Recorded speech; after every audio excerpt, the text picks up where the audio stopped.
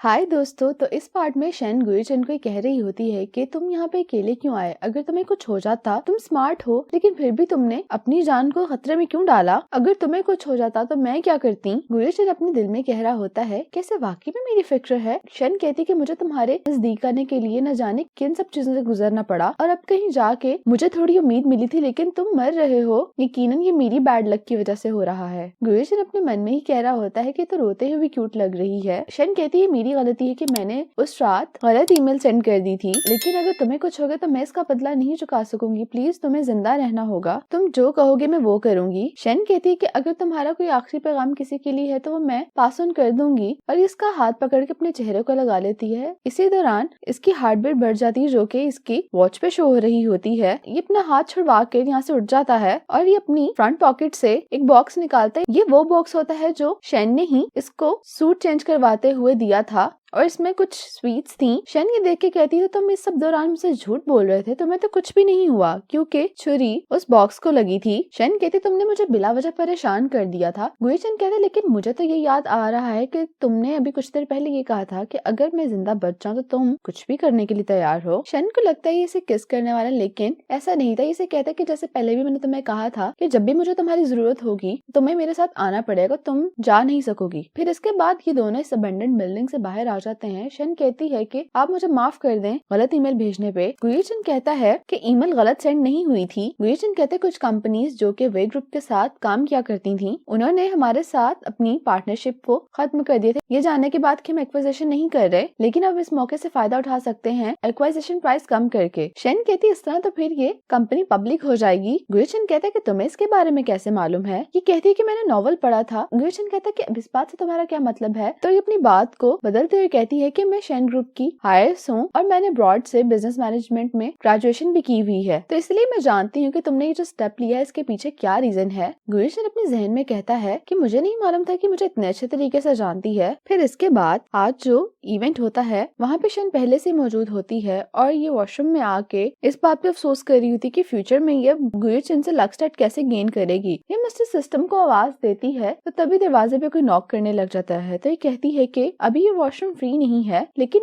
दोबारा दरवाजे पे नॉक होती है तो ये दरवाजा खोल देती है। बाहर मिस्टर सिस्टम खड़ा होता है। ये कहती है कि लेडीज वॉशरूम है और ये कहते हुए इसे अंदर खींच लेती है। ये कहती है यानी इसका मतलब ये है कि मैं जब भी तुम्हें बुलाती थी तुम मेरी बात सुनते थे लेकिन तुम खुद नहीं आते थे। ये हंसने लग जाता है और कहता है कि हर बार ऐसा नहीं होता था। ये कहता है कि बताओ अब मैं तुम्हारी मदद कैसे करूँ। तो ये कहती है कि मैं नहीं चाहती कि गुईचन और वेयुन जियाओ मंगनी कर लें। मिस्टर सिस्टम कहता है कि ऐसा होना मुमकिन नहीं, ये एक नॉवल की दुनिया है और तुम्हें यहाँ पे अपने कैरेक्टर में रहना होगा। तो ये कहती है कि फिर मुझे ये बताओ कि मैं वापस कैसे जा सकती हूँ। ये कहता है कि अभी ये जानने का वक्त नहीं आया, तो फिर अब तुम खुद ही बताओ मैं क्या करूँ। मिस्टर सिस्टम कहता है कि ओरिजिनल कहानी के मुताबिक तो गुईचन और वेयुन जियाओ शादी कर लेंगे। मिस्टर सिस्टम कहता है कहीं तुम्हें गुईचन से मोहब्बत तो नहीं हो गई। शन कहती कि आखिर ऐसा कैसे मुमकिन हो सकता है, वो बहुत अजीब है। मिस्टर सिस्टम कहता है कि तुम्हें सिर्फ उससे लक स्टेट गेन करना है, तुम्हें उससे मोहब्बत नहीं करनी थी, वरना तुम्हारा भी कुछ मेरे जैसा ही हाल हो जाएगा। ये बहुत क्यूरियस होकर कहती है तो फिर तुम्हारी कहानी क्या थी। ये कहता है कि इस नॉवल की दुनिया में अगर कोई भी कैरेक्टर अपने कैरेक्टर से बाहर किसी दूसरे कैरेक्टर से मोहब्बत करता है तो उसका अंजाम अच्छा नहीं होता। और यहीं पे इसको लिली की कॉल आ जाती है जो इसे बुला रही होती है। बाहर आके ये इवेंट की स्वीट्स खा रही होती है। कहती है कि ये बहुत डिलीशियस लग रही है, मैं तो खाऊंगी। तभी इसे यहाँ पे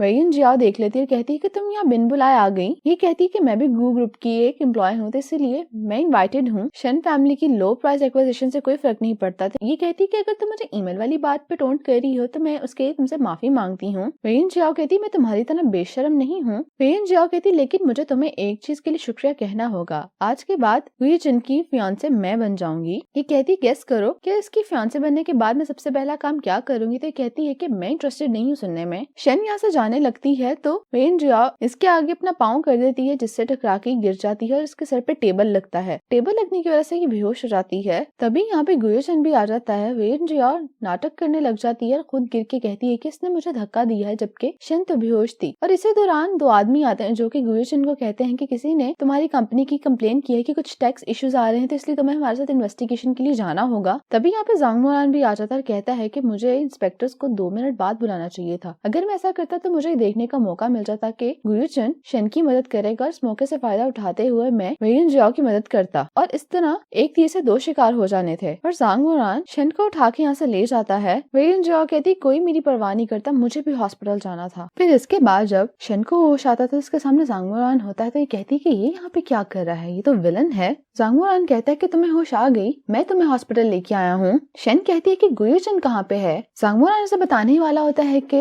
वेयन जॉ आ जाती है, कहती है कि तुम्हारी हिम्मत कैसे हुई गुयुचन का नाम लेने की, उसको इंस्पेक्टर्स ले गए हैं, मुझे पूरा यकीन है कि सबके पीछे तुम्हारी बैड लक है। वेयन जॉ कहती है कि मुझे मालूम है कि तुम हमें अलग करना चाहती हो, लेकिन तुम्हें इस तरह की हरकतें नहीं करनी चाहिए, और ये साथ वाले बेड से तकिया उठाकर जांग मोरान को मारने लग जाती है। और तुम गुयुचन की पर्सनल असिस्टेंट हो, तुम्हें सबका ख्याल रखना चाहिए कि वो मुसीबत में है या नहीं। वो मुझे पसंद करता है, लेकिन न जाने क्यों वो तुम्हारे साथ इतना रहम दिल क्यों है। शन कहती है कि तुम्हें किसने कहा वो तुम्हें पसंद करता है, लेकिन जांग मोरान अपनी बातों से वेयन जॉ को काम डाउन कर लेता है। फिर इसके बाद गुयुचन भी हॉस्पिटल आ जाता है अपने बॉडीगार्ड्स के साथ। इसके गार्ड्स इसे बताते हैं कि इस रूम में वेयन जॉ है। ये अपने मन में कहता है कि वो मेरी बैंक्वेट पे इंजर्ड हुई है, तो आउट ऑफ कर्टेसी मुझे उसको विजिट कर लेना चाहिए। दूसरा बॉडीगार्ड बताता है कि लेफ्ट साइड के रूम में शन है। ये कहता है कि नहीं, मुझे पहले शन के पास होना चाहिए, लेकिन फिर ये कंफ्यूज हो जाता है और कहता है कि लेकिन एक्वाइजेशन के मामले में वेयन जॉ ने मेरी बहुत मदद की है। ये अभी सोच ही रहा होता है कि कौन से रूम में पहले जाए कि वेयन जॉ अपने रूम से बाहर आ जाती है और गुयुचन को अपने साथ अंदर ली जाती है। गुयुचन इससे कहता है कि बाप की तबीयत कैसी है, तो कहती है कि तुम मुझसे ये अजनबियों की तरह बात क्यों कर रहे हो,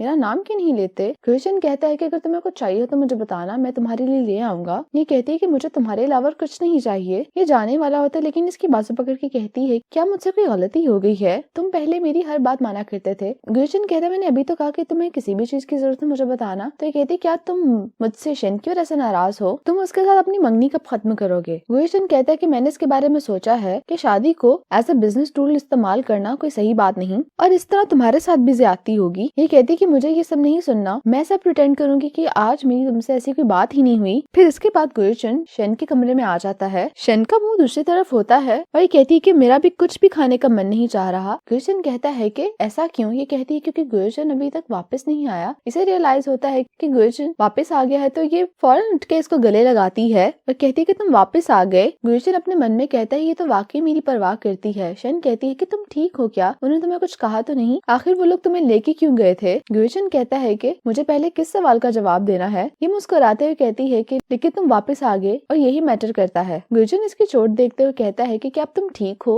ये कहती है कि मैं ठीक हूँ, अब जबकि मैंने तुम्हें देख लिया तो मैं जल्द रिकवर भी कर लूंगी। लेकिन इसे इस तरह से खड़े खड़े चक्कर आ जाता है। गुयुचन कहता है कि तुम्हें रेस्ट करने की जरूरत है, मैं तुम्हें 1 महीने की छुट्टी दे रहा हूँ। तो ये कहती है कि नहीं, मुझे छुट्टी नहीं चाहिए, मुझे काम करना है। गुयुचन कहता है कि तुम इस तरह की हालत में काम कैसे करोगी। शन कहती तुम्हें तो कहा था कि मुझे हर वक्त तुम्हारे साथ रहना है, जब भी तुम्हें मेरी जरूरत होगी तो मुझे तुम्हारे पास मौजूद होना जरूरी है। तो ये कहता है कि अभी सबकी जरूरत नहीं। तो ये कहती है कि नहीं, तुम्हें जरूरत है, मैं छोटे कामों से शुरू कर लूंगी, मैं तुम्हारे साथ रहना चाहती हूँ, मैं 1 सेकंड के लिए भी दूर नहीं रहूंगी। शन अपने मन में कह रही होती है कि अगर मैं तुम्हारे साथ नहीं रहूंगी तो मेरी लक स्टैट ड्रॉप कर जाएगी। गुयुचन कहता है कि ठीक है, और गुयुचन इसे देखते हुए सोच रहा होता है कि इस दुनिया में अभी भी कोई ऐसा शख्स है जो मेरी वाकई में परवाह करता है। और दूसरी तरफ जांग मोरान अपने आदमियों पे गुस्सा कर रहा होता है कि उन्हें गुयुचन की कंपनी में ऐसी कोई भी गलत चीज नहीं मिली जिसके जरिए वो उसको नुकसान पहुंचा सके। जांग मोरान कहता है कि मुझे तुम्हारी कंपनी में तो ऐसा कुछ नहीं मिला जिससे मैं तुम्हें फंसा सकूं, लेकिन शन ग्रुप का मेस उसे तुम कैसे हैंडल करोगे। और इसी के साथ ही किसी को कॉल में लाकर कहता है कि तुम जाके शन को ढूंढो। शन अपने घर आ रही होती तभी यहाँ पे 3 आदमी खड़े होते हैं। ये उन्हें देख के कहती है क्या मैं आपकी मदद कर सकती हूँ। इनमें से एक आदमी कहता है कि तुम हमें खुद बताओ कि इस तरह की सिचुएशन में हम क्या करें। एक कंपनी ने हमें कंस्ट्रक्शन के प्रोजेक्ट के लिए हायर किया है, लेकिन उनके पास फंड्स खत्म हो गए हैं, तो इस तरह से प्रोजेक्ट बीच में ही लटक गया है। और अब एक दूसरी कंपनी आ गई जिसने पहली कंपनी को खरीद लिया है, तो अब हमें अपनी पेमेंट की डिमांड किस कंपनी से करनी चाहिए। तो ये कहते हैं कि यकीनन आपको दूसरी कंपनी से पैसे मांगने चाहिए, पहली कंपनी जिसने आपको एक्चुअल में हायर किया था उसके पास तो पैसे ही नहीं है। तो आदमी कहता है कि लेकिन मसला ये है कि कंपनी ए की बेटी की मंगनी कंपनी बी के ऑनर से हो गई है। शन कहती है तो फिर तो ये आसान है, तुम्हें लड़की से पैसे ले लेने चाहिए। तो ये कहता है कि तो फिर तुम बताओ क्या तुम शन को जानती हो,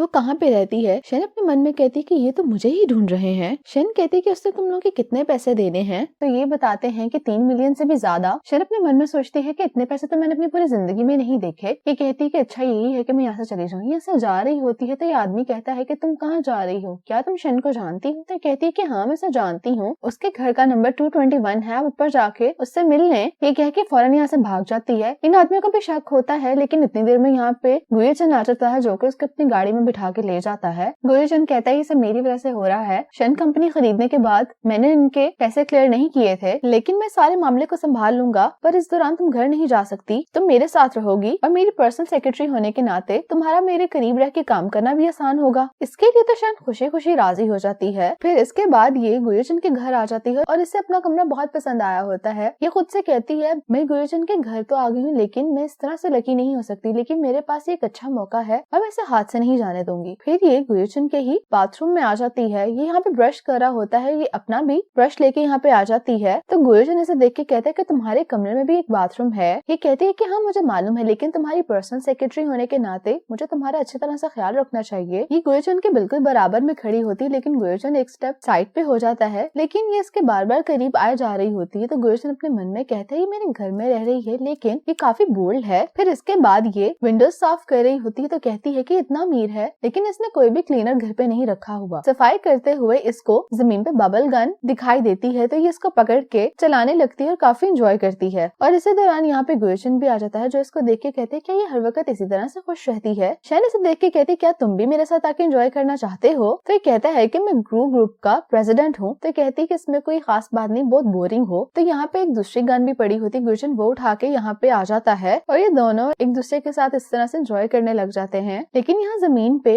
एक टिन कैन होता है जिसपे शैन का पाँव जाता है और स्लिप होके गुएचन की बाजू में आ जाती है और इस तरह गुएचन की हार्ट बीट बढ़ने लग जाती है, जो कि इसकी घड़ी पे नजर आ रही होती है। इसकी आवाज सुनते ही गुएचन इसको नीचे गिरा देता है और ये यहाँ से चला जाता है। फिर गुएचन लाउंज में बैठा होता है, शैन भी यहाँ पे आ जाती है। गुएचन खुद से कहता है कि काफी देर हो गई है, अभी तक क्यों जाग रही है? शैन यहाँ से उठ के जाती है तो ये खुद से कहता है क्या ये अब जा रही है, लेकिन शैन तो पॉपकॉर्न लेने गई थी और इससे भी खाने को पूछती है, लेकिन गुएचन इनकार कर देता है। शैन गुएचन के बहुत करीब आ जाती है तो खुद से कहता है कि आखिर ये क्या कर रही है, लेकिन शैन तो साइड पे पड़ी पिल्लो ले रही थी। तो गुएचन कहता है कि मैं सोने जा रहा हूँ। शैन कहती मैं भी आती हूँ। तो ये कहता है कि नहीं इसकी जरूरत नहीं। इसके जाने के बाद शैन कहती मेरा मतलब ये था कि मैं तुम्हें तुम्हारे कमरे तक छोड़ देती हूँ, लेकिन ये खुद ही बैठ के टीवी देखने लग जाती है। तो गुएचन अपने रूम में आके रूम लॉक कर लेता है, खुद से कहता है लेकिन ये तो मेरा घर है, इस औरत की वजह से मुझे क्यों अपना कमरे में रहना पड़ रहा है? ये खुद से कहता है कि सुबह मैं इसे बताऊंगा कि आखिर ये घर किसका है। फिर अगली सुबह शैन नाश्ता बना रही होती है, लेकिन ये काफी नर्वस होती है। तो गुएचन इसके पास आता है और एक साइड से पैन को पकड़ते हुए कहता है कि आखिर तुम ये किस तरह से काम कर रही हो? तो ये इसे कहती है कि आप रहने दे, मैं खुद कर लूंगी। और दूसरी तरफ सामने की बिल्डिंग से जांग वुरान और वेई युनजियाओ इन्हें देख रहे होते हैं। गुएचन कहता है कि मैंने अक्सर नोटिस किया कि जब मैं तुम्हारे पास होता हूँ तो तुम जो काम कर रही होती है वो काफी स्मूथ हो जाता है, इसलिए मैं तुम्हारी मदद कर रहा हूँ। शैन यहाँ पे दूध लेके आने का बहाना करके चली जाती है। शैन फ्रिज का दरवाजा खोलते हुए इसे अपने सर पे मार लेती है। तो गुएचन इसके पास आता है और कहता है कि मैंने तुम्हें कहा था ना, जब मैं तुम्हारे पास होता हूँ तो तुम सेफ रहती हो। तभी यहाँ पे गुएचन को लिली की कॉल आ जाती है और वो इसे कोई खबर देती है और ये खबर शैन और जांग वुरान के बारे में होती है। इस खबर में लिखा होता है कि ग्रुप प्रेसिडेंट की फियांसी उसे चीट करते हुए पकड़ी गई और ये वो तस्वीर होती है जब जांग वुरान शैन को बेहोशी की हालत में हॉस्पिटल लेके जा रहा था। फिर जब गुएचन ऑफिस में होता है तो कितने सारे पार्टनरशिप टर्मिनेशन लेटर्स यहाँ पे आए होते हैं। शैन भी रूम में आ रही होती है तो गुएचन गुस्सा करते हुए कहता है कि आखिर इतने ज्यादा टर्मिनेशन लेटर्स क्यों आ रहे हैं, क्या तुम लोग सही से काम नहीं कर रहे? तो इसकी एम्प्लॉय बताती है कि जब से आपको इन्वेस्टिगेशन के लिए लेके गए थे उसके बाद से काफी रूमर्स हैं कि गू कंपनी सही से काम नहीं करती और उसके साथ साथ शैन ग्रुप का फाइनेंशियल इशू वो भी बहुत सर्कुलेट कर रहा है, जिसकी वजह से क्लाइंट्स गू ग्रुप के साथ पार्टनरशिप नहीं करना चाहते। ये सुन के शैन भी वापस चली जाती है, घर आके मिस्टर सिस्टम को बुलाती है, लेकिन वो यहाँ पे नहीं आता। तो शैन कहती मुझे लगता है कि मुझे खुद ही सब कुछ करना होगा, लेकिन थोड़ी देर बाद यहाँ पे आ जाता है। ये इसे देख के गले लगा लेती है, कहती कि फाइनली तुम यहाँ पे आ ही गए।